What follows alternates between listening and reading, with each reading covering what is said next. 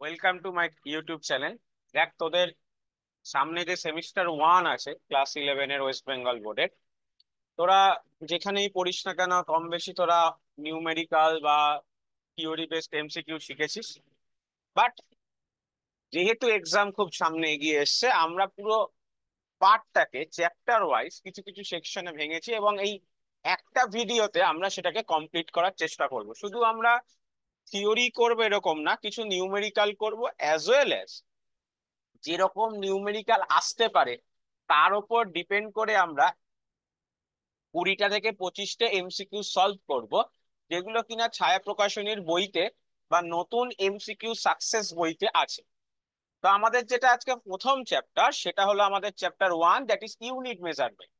যে চ্যাপ্টারটা কিন্তু তোরা ক্লাস 9-এ কিছুটা পড়ে এসেছিস। কি ছিল না, ডাইমেনশন বলে একটা জিনিস ছিল।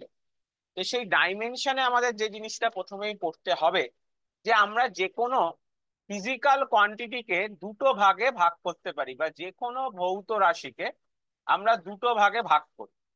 একটা কি ছিল বল, প্রাইমারি ইউনিটস বা প্রাথমিক রাশি, আর একটা ছিল ডিরাইভড ইউনিটস বা লব্ধ রাশি।